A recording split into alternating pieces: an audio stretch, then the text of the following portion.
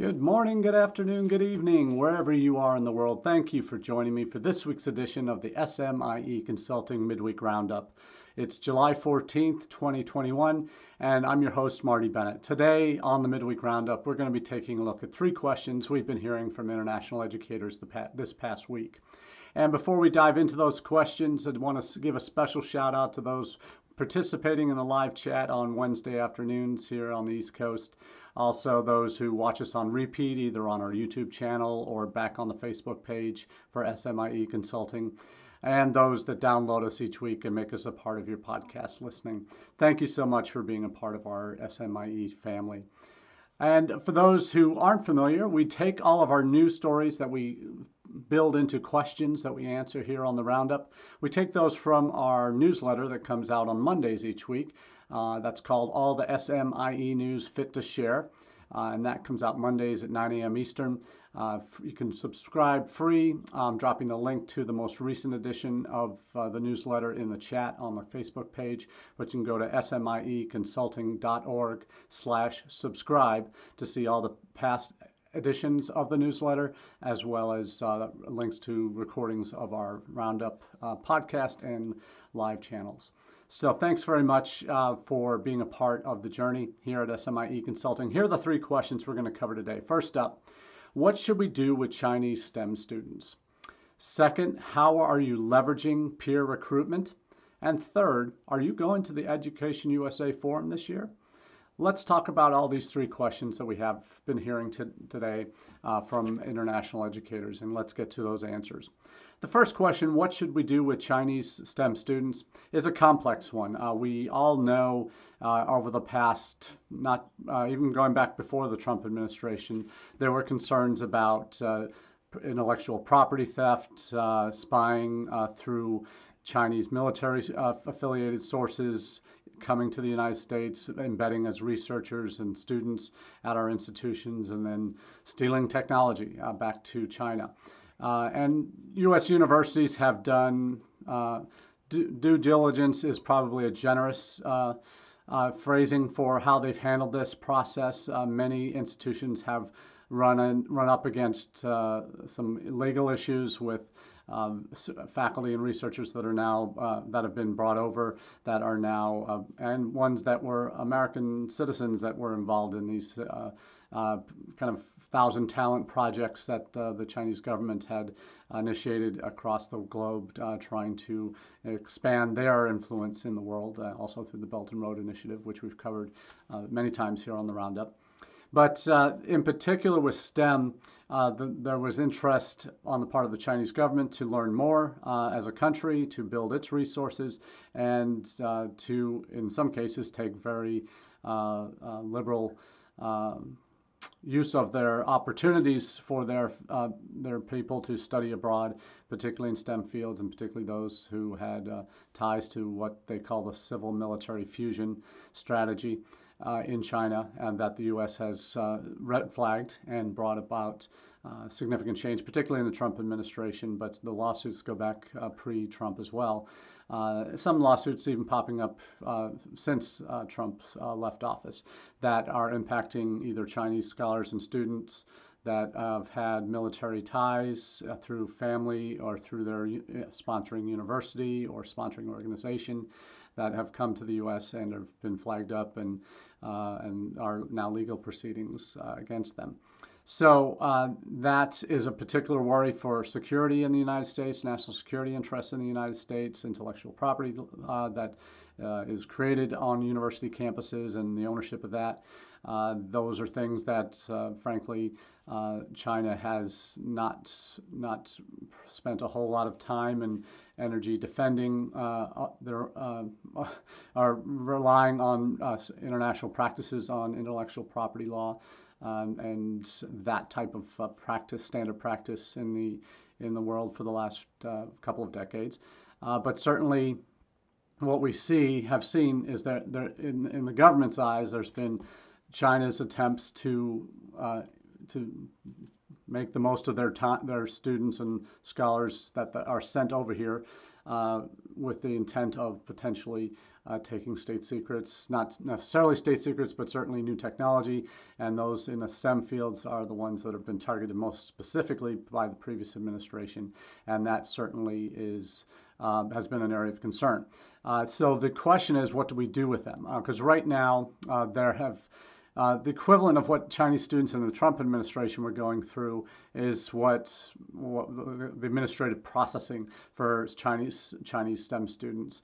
That was a pretty broad net that was cast, and it covered a fair amount, about half of all Chinese students and scholars that if they went back home or trying to renew visas were being put into this kind of administrative processing time frame.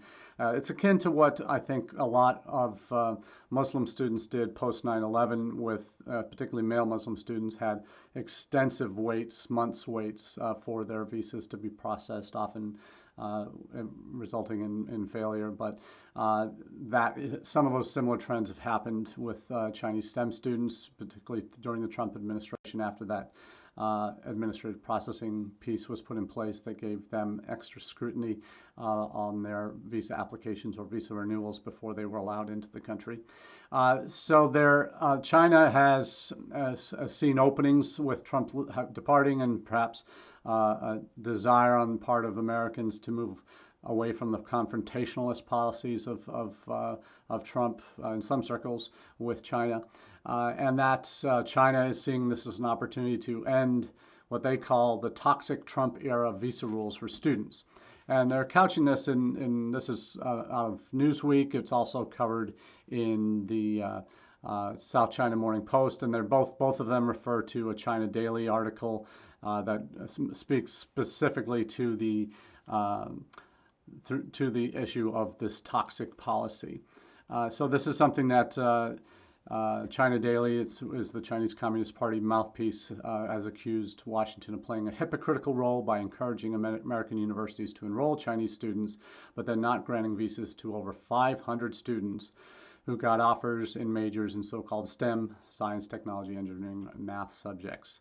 So these students had been accepted for doctorates and master's degrees at some of the top institutions, Harvard, Yale, Johns Hopkins, MIT, and they were rejected under the Immigration and Nationality Act and Presidential Proclamation 10043. And that's the proclamation that Donald Trump put in place in 2020, May 2020, that accused Beijing of using students, according to this Newsweek article, to acquire sensitive U.S. technologies and intellectual property, with the aim in part of boosting the capabilities of its people, of its military, the People's Liberation Army. So and China Daily is saying a quarter of Chinese students denied visas had won scholarships. Most of them had submitted visa applications after the new administration of President Biden had taken office, but were denied in this most recent round, since visa processing reopened in China back in early May. So China is obviously positioning itself as the aggrieved party with our poor students who have won scholarships, and there certainly may be some in that mix that are completely above board and show every intention of being legitimate students and not being those that would deny would attempt to steal technology and that type of thing. But it is immigration law, well, immigration by presidential proclamation that restricts the entry of the civil-military fusion strategy that we talked about and have mentioned many times in the past, and restrict those students' entry. And in the scheme of things, there are 300,000 students that are from China, over 300,000 in the United States studying at various levels. And when this went down in May 2020, the thought was that it would be 3,000 maximum that were in that initial sweep, and that's certainly makes sense. It's a very small minority of the Chinese students that are in the United States and doing quite well with their studies and are all above board and no ulterior motive suspected. But you look at what's happening with China, with what they're using these 500 students that would be coming and looking to come in the fall, mostly for advanced degrees, as kind of the sacrificial lamb, so to speak. 500 compared to 3,000 last year, whatever it might have been, the numbers might have been. They're now framed as these are all of our students. Well, clearly they're not. It's a very small sliver of the total population, and with legitimate concerns on the part of the U.S. government in terms of protecting intellectual property rights and intellectual property in general, that these students are being denied visas. So certainly I'm supportive of that practice in terms of preventing intellectual property from the United States being taken abroad.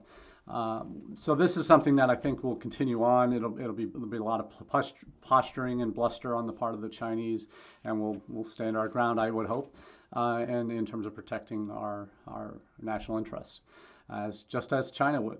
And what we see as a next step, there is the counterpoint to this is that by doing so, even though what turned out to be initially a very broad STEM restriction for grad students in particular, it got narrowed down. That's something that we forget. Initially, Trump's, as he often did, was cast a very broad net, and then the reality is the net was tightened to a very specific group of individuals.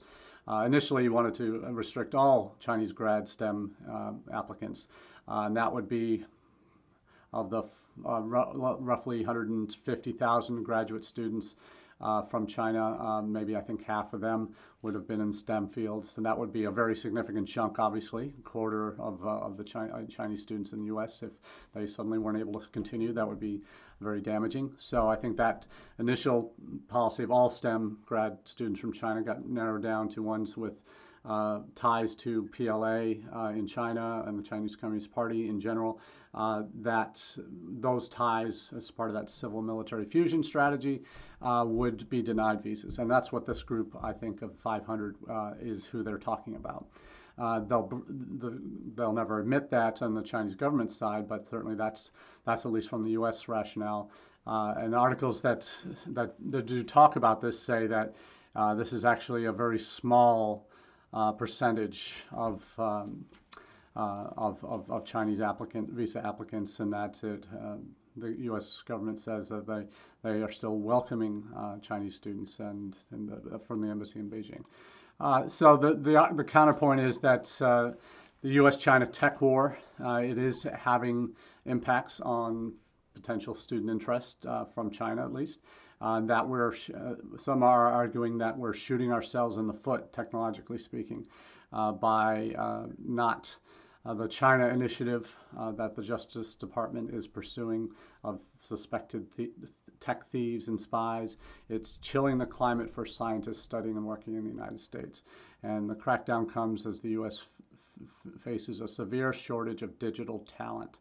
And that's related to AI type roles. So we're seeing these kinds of things and the impact, particularly from China. And the question is, are there, in this particular area, are there other countries?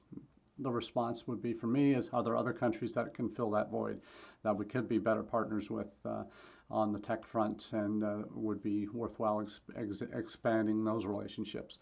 Because if we move in another direction, that's clearly going to be China's loss. Because the U.S. is seen as that innovation pot of we used to be a melting pot in the United States. Now we're a mixed salad apparently. But what I think we're an innovation pot here in the United States, an innovation engine, if you will. And governments that want to perhaps shortcut their country's route to success will go to where the big ideas are coming and being developed, and seek ways to leverage that and to potentially take advantage of that and our openness and our willingness to share. And this is something that we'll see in terms of how that plays out long term. But with regard to China, it's the 800-pound gorilla in the room that no one wants to deal with or anger too badly. Poke with a stick, a bear, whatever metaphor you want to use to to describe the relationship. No one wants to upset them so much where they walk away. But in this world economy, in this global, increasingly smaller global world that we find ourselves in, those relationships can never be completely severed. That is too much interdependence with our countries in terms of the economies, in terms of debt, in terms of all sorts of relationships that our countries have. And education is certainly a big piece of that. So I doubt there will ever be a point where those ties will be completely severed, but it'll be a lot of bluster, but it's a matter of what seeps down to the average parent who's sending their sons and daughters over, that's how willing they're going to be to still go down the road of it's worth any hardships that our son or daughter or our family might experience as a result. So we'll see what happens on that one, but certainly a big question to discover future answers to moving forward. Now, next up is a topic that is near and dear to my heart in terms of how institutions are best reaching future students. And this is always the challenge in international education, particularly international student recruitment and admissions and enrollment management, is the facts of how do we best bring in a class. For those that have been following my series with IDP Connect through what I've developed over the past year called the 6 Ps of Strategic International Enrollment Management, the final P in that series was published last week. It's called, this P is called Peers, the 6 Ps of Strategic International Enrollment Management, number 6, Peers. And we'll talk about peer recruitment in an answer to the question, how are you leveraging peer recruitment in your international student recruitment strategies, but also throughout the international student journey. And that's the larger piece of international enrollment management, because the concept, as we've talked about on the Roundup before, of enrollment management has been around since the late 70s.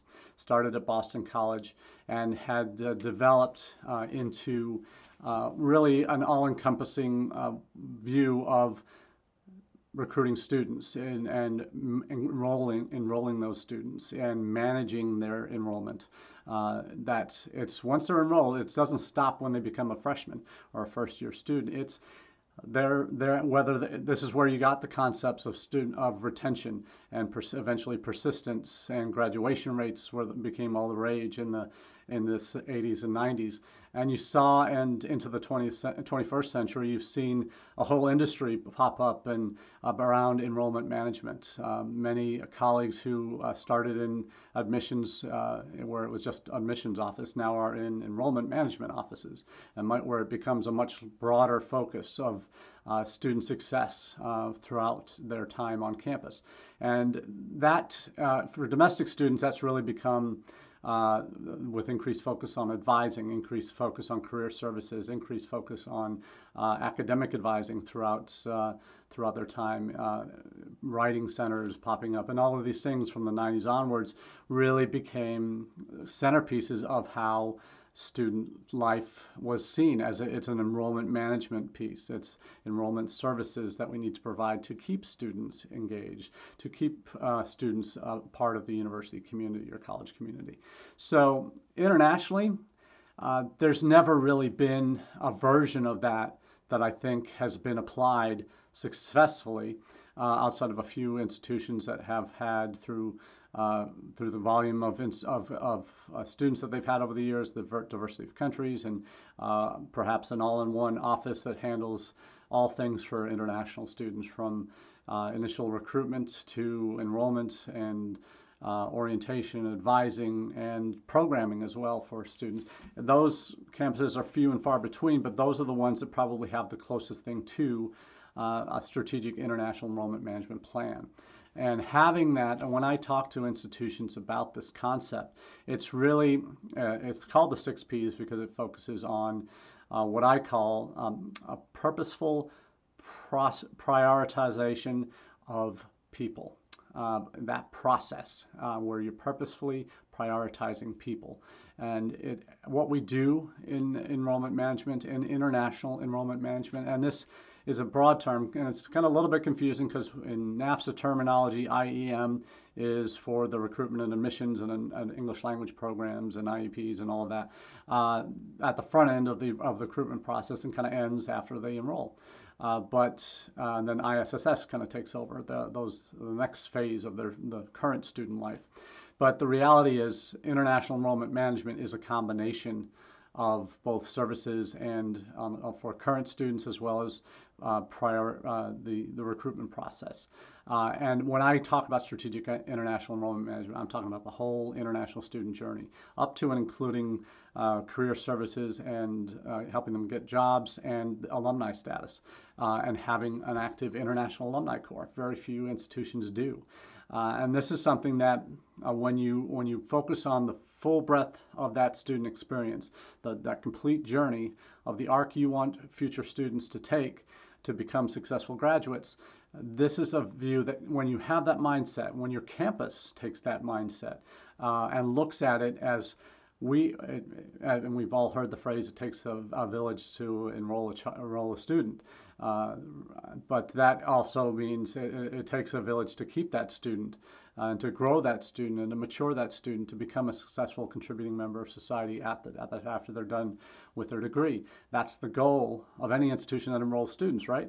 So they want their graduates to be successful. And international students don't always rise to the top or even in the short list of things that institutions focus on in their enrollment management process. So what this SIEM model, the Strategic International Enrollment Management model that I've been talking about, relies on is a focus on that entire journey, and have the international office kind of obviously serve as the focal point for that, but not the be-all and end-all.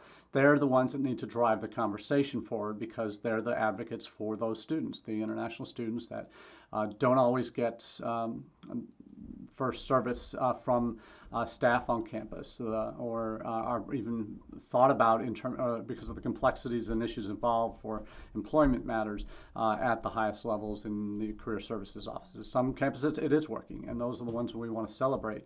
But for the most part, there's little thought paid to that entire journey. And one of the things I talk about, and that's why I'm getting to the sixth P of the Strategic International Enrollment Management Series, is peers, and the importance of peers throughout the student journey.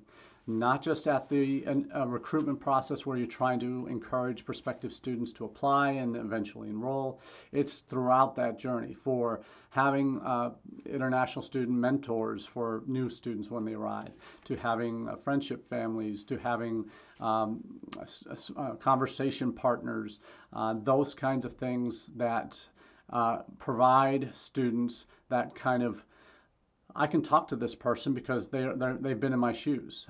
This is the kind of person we see as someone I can look up to, that I want to be like, that I see myself developing as a strong individual, future success story.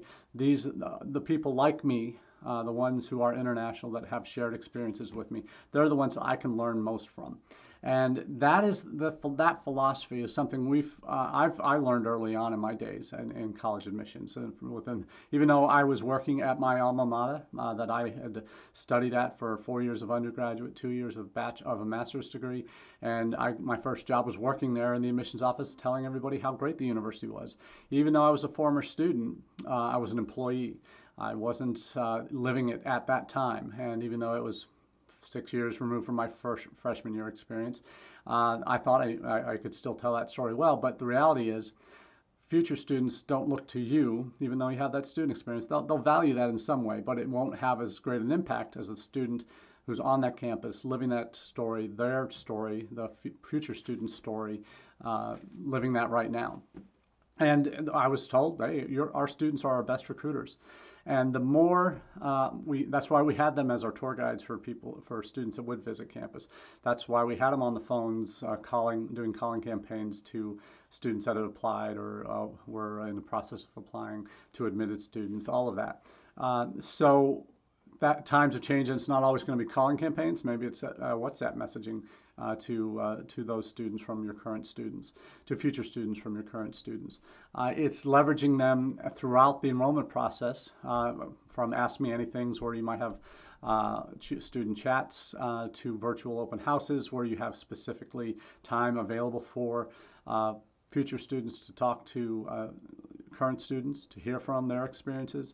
It's from having video testimonials that you can share online through your social media campaigns and your communication plans, to having, if you have large concentrations from any one country, having country-specific or region-specific chats where those conversations can happen in native languages. That to have admitted student events that really bond those future students to current students after they've been admitted. You can even go peer-to-peer when it comes to parents, where you might, depending on how sophisticated your enrollment processes, your tracking processes are, where particularly for undergraduate admissions, having current parents be available to chat as part of a pre-departure piece for current parents to talk to future parents, to pre-departures and involving those students from your key markets in those pre-departure orientations where they're connecting with the new arrivals. And that can be a set group of peer ambassadors or student ambassadors you might have, international student guides, however you want to call them. I've seen a lot of different variations on that. But the challenge is, I think in the U.S., we're actually behind when it comes to leveraging students in an organized way, particularly during the enrollment management process. There are many campuses that have peer-to-peer advising, peer-to-peer events, counseling for students once they get on campus, but which is good and solid and very important in the overall enrollment management process. But at that front end, there are few that are doing it well here in the United States.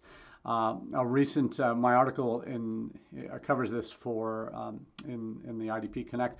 The link apparently is not working to that article, so what I've done is I've uploaded this article onto my SMIE site as well, so it's there, and you'll get a link to that in the chat as well. But for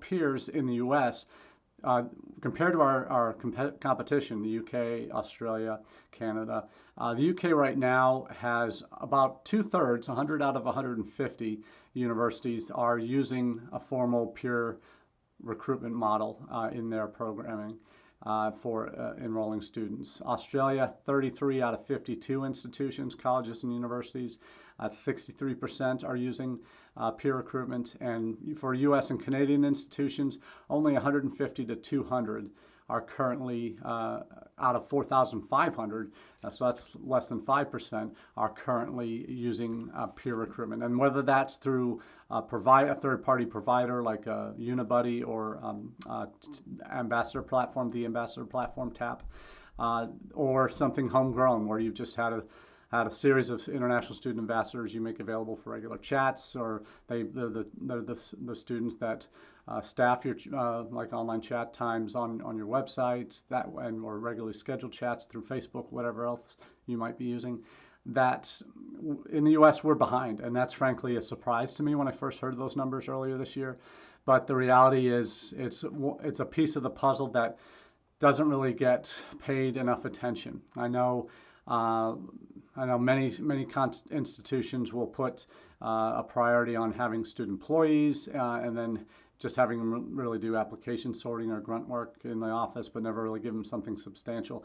And I've seen other campuses where they give scholarships that are tied to their service to promote the institution. And part of that service that they've devised over the years is to have them involved in emailing future students, chatting with future students, and that sort. So I think there's a lot of important data that that certainly shows that we've got some room to grow here in the United States in how we leverage our current students to adopt a student-to-student model that can supplement and even drive a lot of our international student recruitment pieces. So, as I talked about it, and the article kind of sums up with when we talk peers as its last part of the 6 Ps, and it's not like it's an afterthought, it's actually a driving force, because when you look at it, when you're peer-to-peer, that's that priority is that student, that person, by prioritizing their needs and trying to get them connected to the people that will help drive their decision-making process in the most practical way and effective way. So I think there's some really important examples that we can be leveraging in our work.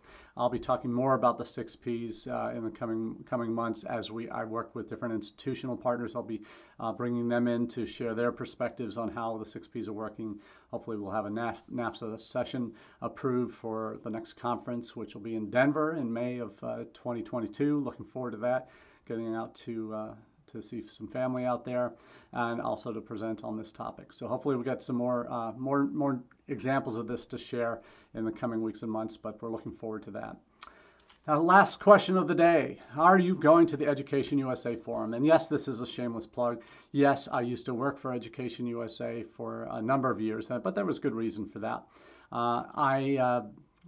One of my first mentor in international education, he actually told me back in the mid-90s that overseas advisors, that's what Education USA was called before 1999, these overseas advisors are going to be your best friends in your job in international education.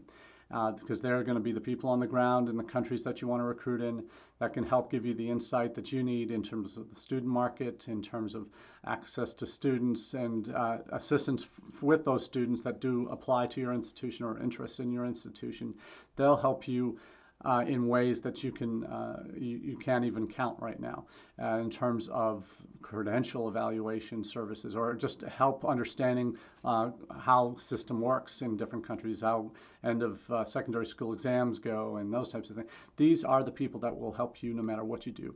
And it's so true. I mean, I've seen examples of this in my own life where advisors I met back in the mid 90s, I'm still friends with today. They may be retired from their jobs, but some of them are still active in education circles. Certainly my time working with Education USA certainly revealed to me from 2008 to 2014, working directly with them, the advisors out in the field, they're the heart and soul of the network of Education USA. They are what makes so symbolic of American higher education as well, in terms of where they're located, how they're structured, and it's in so many different places and faces and terms and arrangements that they're in.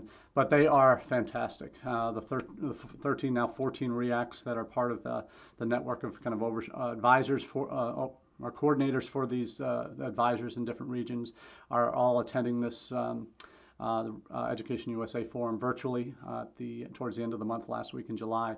Even though it's virtual, it's still a great way to get the kind of the on the ground content that you need and expertise you need to help supplement what you're doing in your planning, finding out how when they're going back to in-person recruitment, what their processes are, because it's going to be different everywhere in the world. So an important event, and certainly one that will help you, I think, develop strategies that you can then leverage back on your own campuses for recruitment in terms of where you might be able to travel to this year for events. I know there's a European regional workshop for Education USA it's running in the fall in Serbia, so I know that might be attractive to a number of institution reps, but certainly taking advantage of Education USA. Particularly, it's a free forum too, free Education USA Forum.